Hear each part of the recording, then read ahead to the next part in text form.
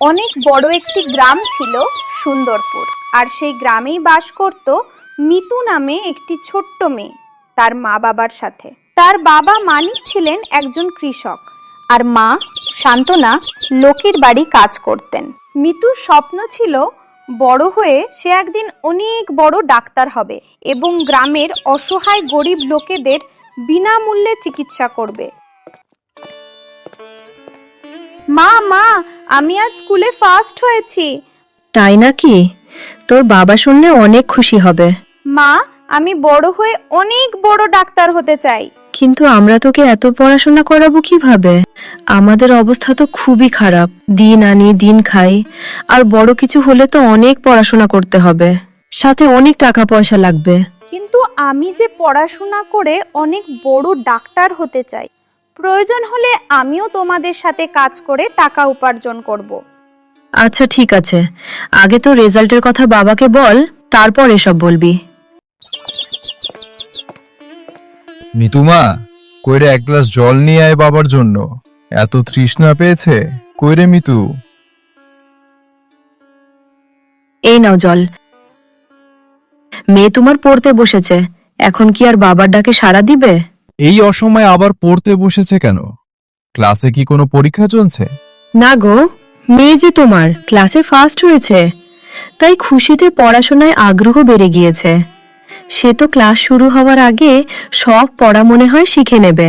বাহ, শুনছো মিতুর মা, আমাদের মেয়ে কিন্তু পড়ায় অনেক ভালো। ভাত খাবি? রান্নাঘরে আস, আমার তো কাজে যেতে হবে। এত পড়ে কি হবে? তার চেয়ে বরং ঘরের কাজে হাত বাড়ালেই ভালো হতো। 2 দিন পর বিয়ে দিয়ে দেব, শ্বশুর বাড়ি গেলে তো কাজকর্ম করে খেতে হবে। আমি এখন ভাত খাবো না, পরে খাবো। তুমি এখন চলে যাও। আচ্ছা ঠিক আছে, আমি ভাত বেড়ে রেখে গেলাম, তুই তাড়াতাড়ি খেয়ে নিস।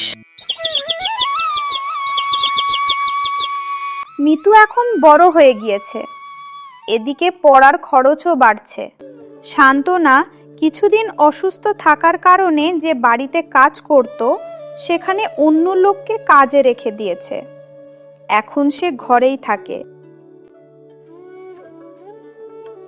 শুনছো, মিতু বলেছে ওর কিছু টাকা লাগবে, কিছু প্রয়োজনীয় বই কেনার জন্য। মেয়ের পড়ার খরচ দিনে দিনে বেড়েই যাচ্ছে। কাজের টাকায় মেয়েকে পড়াবো নাকি ঘর চালাবো? গ্রামে কাজ সহজে পাওয়া যায় না, কোথাও কাজ পাচ্ছি না, এভাবে তো ওকে পড়াতে পারবো না। তার চেয়ে বরং মিতুকে ভালো ছেলে দেখে বিয়ে দিয়ে দেই। কথা তো তুমি মন্দ বলছো না, কিন্তু বিয়ে দিতে হলে তো অনেক টাকার দরকার। এত টাকা কোথায় পাবো? আর বিয়ে দিতে হলে মিতুকে পড়া ছাড়াতে হবে, তবে তো বিয়ের জন্য টাকা জমাতে পারবো।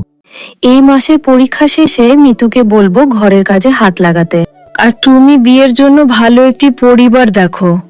ঠিক আছে, আমায় একটি গামছা দাও তো, নদীর ঘাটে যাব।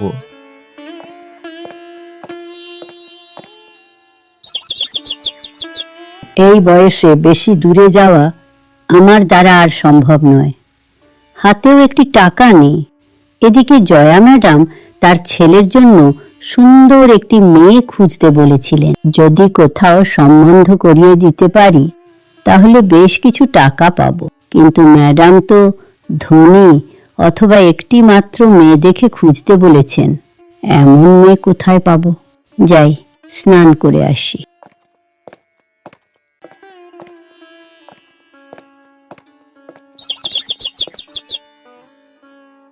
ও তো দেখছি মানিকের মেয়ে মিতু, অনেক বড় হয়ে গিয়েছে। আর মিতু তো মানিকের একমাত্র মেয়ে। তাহলে মিতুর জন্য এই সম্বন্ধ নিয়ে যাব। কিছুদিন পর পাশের বাড়ির এক বুড়িমা মিতুর জন্য বিয়ের সম্বন্ধ নিয়ে আসে। বৌমা কি ঘরে আছো? মিতু, তোরা কোথায়? আমার ডাকে যে কোনো সাড়া দিচ্ছিস না। ঠাম্মা, মা তো এখন ঘরে নেই, তুমি ঘরে আসো না। তোর মা কোথায় গিয়েছে? ফিরতে কি বেশ দেরি হবে? মায়ের সাথে বুঝি কোনো কথা আছে? কিন্তু মা তো নদীর ঘাটে স্নান করতে গেছেন, ফিরতে কিছু সময় লাগবে। হ্যাঁ রে, তোর মায়ের সাথেই কিছু জরুরি কথা ছিল। ঠিক আছে, আমি না হয় অপেক্ষাই করব তোর মায়ের জন্য। বুড়িমা অপেক্ষা করতে থাকে আর কিছুক্ষণের মধ্যেই মিতুর মা চলে আসে। মাসিমা কেমন আছেন? এই তো কোনো মতেই ভালো আছি। আর মানিক কোথায়? ওর কাজকর্ম কি ভালো চলছে? না মাসিমা, গরিবের আর ভালো কি, সবই তো কোনো রকম। মিতু তো দেখছি বড় হয়ে গেল, এখন বিয়ে শাদী দেবে নাকি? মাসিমা, মিতু অনেক পড়তে চায়, কিন্তু আমাদের পড়ানোর কোনো সামর্থ্য নেই। তাই ওর বাবা বলেছে ভালো কোনো সম্বন্ধ এলে বিয়ের কথা ভাববে। মেয়েদেরকে এত পড়িয়ে কি লাভ? শেষে তো বিয়েই দিতে হয়। হ্যাঁ মাসিমা, তুমি ঠিকই বলছো। আমিও মিতুর বাবাকে বলেছি ভালো সম্বন্ধ দেখতে। তাহলে তো বেশ ভালো হয়েছে। আমার কাছে একটি ভালো সম্বন্ধ আছে, খুবই বড় লোক পরিবার। আমি যতদূর জানি ওরা খুবই ভালো মানুষ। মাসিমা, আমরা তো গরিব মানুষ, বিয়েতে দেওয়ার মতো আমাদের কিছুই নেই। এত বড়লোক পরিবার এভাবে কি আমাদের সাথে সম্পর্ক করতে আসবে? তোমরা গরিব মানুষ, তাই যৌতুকই বা কি চাইবে? আর কিছু যদি চেয়েও ফেলে তাতে মন্দ কিসের? মেয়ে তো সুখে থাকবে। আজ মিতুর বাবা আসলে আমি এই সম্বন্ধের কথা বলবো। তাহলে এখন যাই। মানিককে বলো কাল কাজে যাওয়ার সময় আমাকে জানাতে। বড়লোক পরিবার একবার হাতছাড়া হয়ে গেলে পরে পস্তাবে।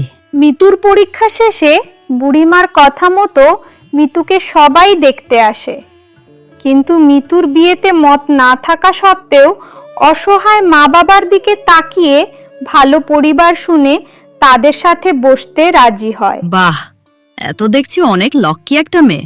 বলছিলাম, আপনাদের একটি মাত্র মেয়ে, বিয়ের জন্য তো অনেক কিছু ভেবে রেখেছেন। আমরা দিন আনি দিন খাই, আর যা পাই তা দিয়ে মেয়েকে কোনো মতে পড়াচ্ছি। আপনাদের মতো আমাদেরও একটিমাত্র ছেলে। আমাদের অনেক আশা ছেলের বিয়ে নিয়ে। আজকালের বিয়েতে সোনা গয়না না হলে বিয়ে বলে তো মনেই হয় না। তাছাড়া আমরা কিছুই চাই না। অবশ্য আপনাদের একটি মাত্র মেয়ে, আপনারা যদি কিছু দিতে চান তাহলে আমরা বাধা দেব না। উপরওয়ালার আশীর্বাদে আমাদের অনেক বড় ঘর। আমরা দিন আনি দিন খাই, আর যা পাই তা দিয়ে মেয়েকে কোনো মতে পড়াচ্ছি। আমাদের এত সামর্থ্য নেই, সোনা গয়না আমরা দিতে পারবো না, আর ঘরের জন্য যা পারবো দেওয়ার চেষ্টা করব। না দাদা, আমি বলছিলাম বেশ কিছু নয়, শুধু গলার হার ও কানের দুল দিয়েই মেয়ে দিয়ে দেবেন, আর কিছুই লাগবে না। হ্যাঁ মানিক, এমন ভালো সম্বন্ধ সহজে পাওয়া যায় না। আর ওনারা তো কিছুই চাচ্ছেন না, শুধু গলার হার ও কানের দুল ছাড়া। দুদিন পর তোরা বুড়ো হয়ে যাবে, তোদের ছেলেও নেই। তোদের কাছে যা আছে সবই তো তোদের মেয়ের। আমি বলি কি, তোদের বাড়ি বন্ধক রেখে তো মেয়ের বিয়ে দিতে পারিস, পরে না হয় কাজ করে ছাড়িয়ে নিবি। কথা তো তুমি মন্দ বলছো না, কিন্তু কার কাছে বাড়ি বন্ধক রাখবো? এসব নিয়ে তুই চিন্তা করিস না, আমি তো আছি। এসবের ব্যবস্থা তোকে আমি করে দেব। থামো বাবা, উনারা যা চাইছেন তা তুমি কেন মেনে নিচ্ছ? আর এই শেষ বয়সে তোমাদের শেষ সম্বলটুকু আমি এভাবে ছাড়তে দেব না। আর যারা এইভাবে যৌতুক চায় তারা পরে কিভাবে চাইবে সেটা তুমি বুঝতে পারছো না। তখন তো আমি তাদের ঘরে থাকব, তাই তখন ওরা যা চাইবে তুমি তা দিতে না পারলে ওরা আমাকে নির্যাতন করবে। বাবা গো, এত দেখছি সাধারণ মেয়ে নয়, মুখে মুখে তর্ক করে। না না পিসিমা, এ আমাদের কোথায় নিয়ে এসেছো? হ্যাঁ হ্যাঁ, চলো জয়া। আমাদের এক ছেলে, দেশে মেয়ের অভাব নয়। আমরা একটি ভালো মেয়ে দেখে ছেলের বউ বানাবো। এত বড় লোক হয়ে গরিবের কাছ থেকেও চাই। ঘরবাড়ি বড় হলেও মন এখনো বড় করতে পারেনি। এত দেখছি লুট পড়েছে। সমাজের কিছু লোক ছেলের বিয়ের নামে রোজগার করতে বেরোয়। মেয়ে বিয়ে দিতে যদি সোনা গয়না এমনকি বাড়ি বন্ধক রাখতে হয়, তাহলে মেয়ের নামে ওদেরকে কেন দেব? মেয়েকেই দেই না। মেয়েকে পড়াশোনা করাতে পারলে একদিন আমাদের মেয়েও অনেক বড় হবে। হ্যাঁ গো, মেয়ে যখন পড়তে চায় তাহলে বাড়ি বন্ধক রেখে হোক, কিংবা দুজন অতিরিক্ত পরিশ্রম করে হোক, মেয়েকে জীবনে প্রতিষ্ঠিত করব। আমি তো তোমাদের এটাই বুঝাতে চাই, আমি পড়াশোনা করে ডাক্তার হয়ে নিজের পায়ে দাঁড়াতে চাই।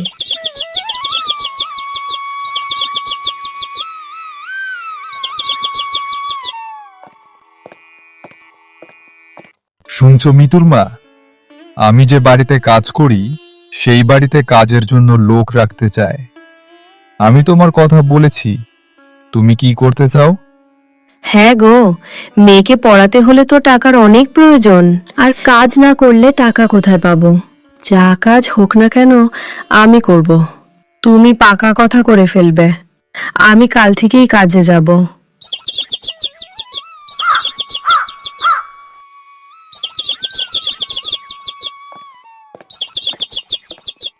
কি গো মাসিমা, ভালো আছেন? এই কোনো মতেই আছি। মেয়েকে তো বিয়ে দিলে না, আর সাথে ভালো শিক্ষাও দিলে না। বাড়িতে আসা অতিথির সাথে কোনো ভালো মেয়ে এভাবে কি কথা বলে? না মাসিমা, ভালো মেয়ে কিভাবে কথা বলে জানি না, কিন্তু শিক্ষিত মেয়ে যুক্তি দেখিয়ে এইভাবেই কথা বলে। দেখব মেয়েকে এত পড়িয়ে কি বানাও, শেষে দেখবে এভাবেই বিয়ে দেবে, আর বিয়ের জন্য আমার কাছেই আসবে। আমি যাই।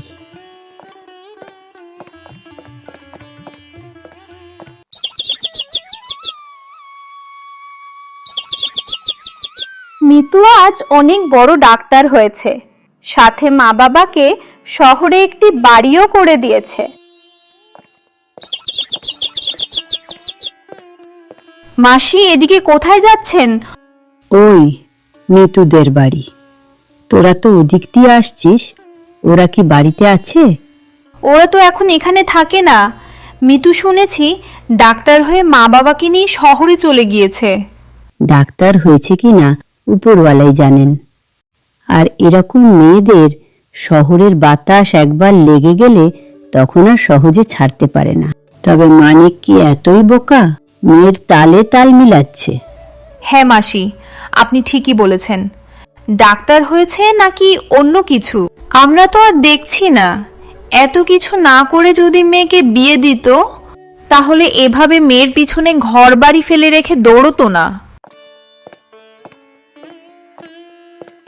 কি গো মাসিমা, ডাক্তারের কাছে বুঝি এসেছেন? হ্যাঁ গো, অনেক দিন হয়ে গেল।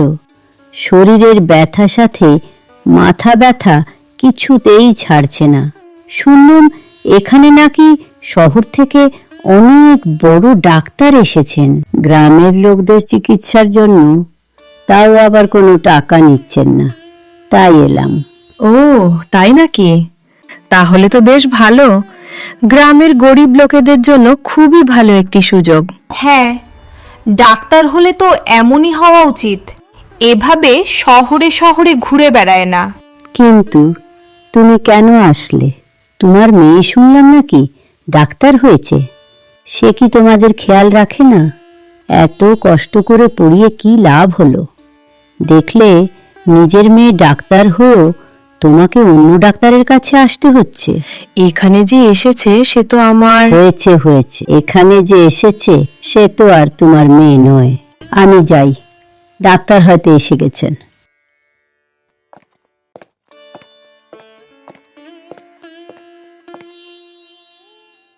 ম্যাডাম, এত দেখছি আমাদের মিতু, তুই এত বড় ডাক্তার হয়েছিস, আমার তো বিশ্বাসই হচ্ছে না।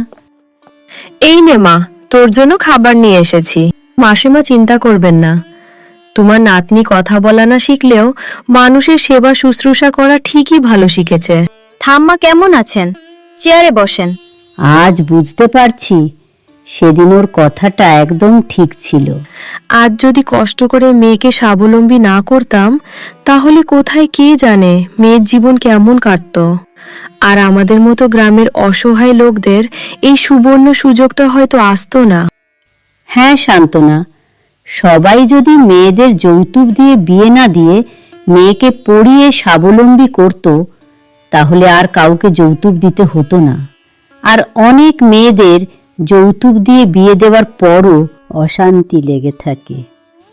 তাই আপনাদের বলছি, ছেলে মেয়েদের পড়িয়ে সুশিক্ষায় শিক্ষিত করে স্বাবলম্বী করে তারপর বিয়ে দেবেন।